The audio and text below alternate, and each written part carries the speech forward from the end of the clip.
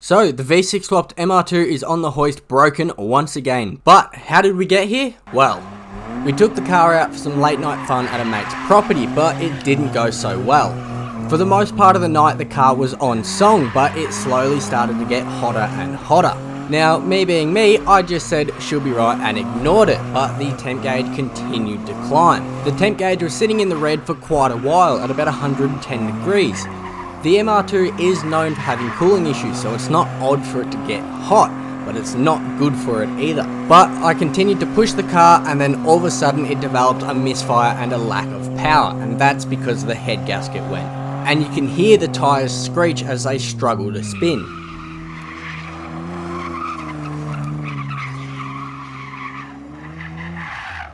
And well, that was the end of that.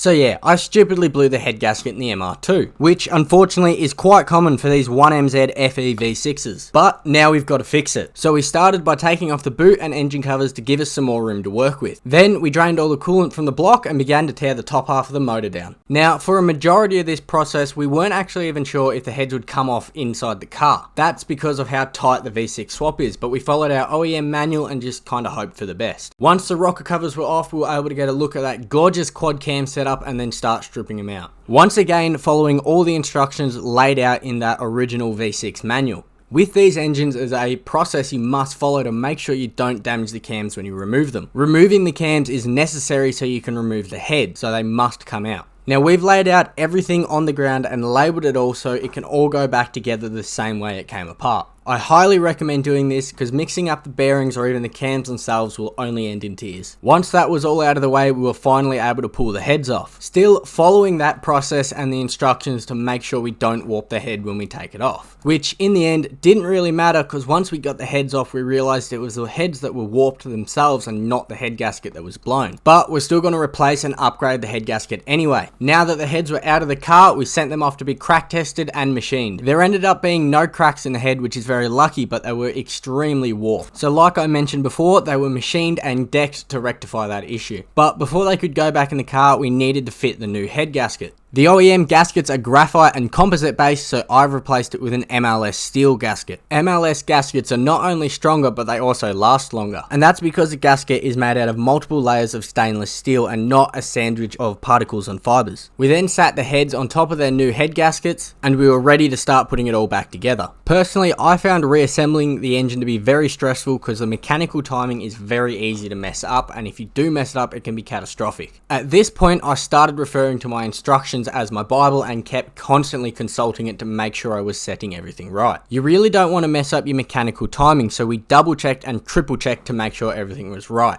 Once the cam timing was correctly set, we were then able to reassemble the top half of the engine. First to go back on was the manifold with the injectors and fuel rail. Next was the ignition system and the engine wiring loom. All the remaining plugs were reconnected and then it was time to throw the manifold back on. For the most part, the top half of the engine was done, but we still hadn't set the timing belt yet.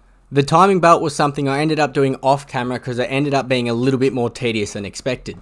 Now, the top half of the motor is back together and we're ready to change the fluids.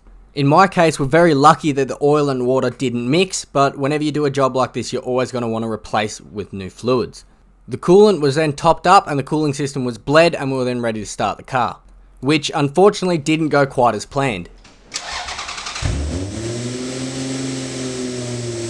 You can hear a very loud vacuum leak and the car refused to idle and run properly. After doing a couple of checks, it turned out that the timing belt was actually out by a single tooth and I'd put the throttle body gasket on wrong. Somehow I managed to get this throttle body gasket here 90 degrees out, which caused a massive vacuum leak, but once that was fixed the car was back to running properly again. Unfortunately, because of the camera that I was using, it doesn't quite do justice to how good this car sounds.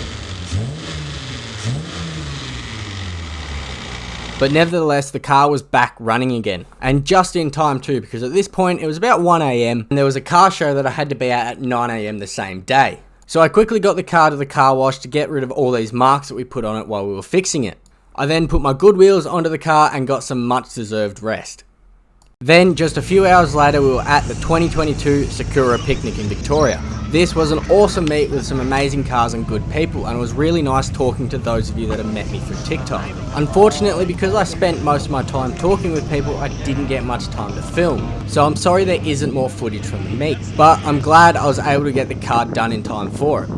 But anyway, thank you so much for watching my first YouTube video. Please let me know what you think, and I'm sure this won't be the last you'll see of the MR2.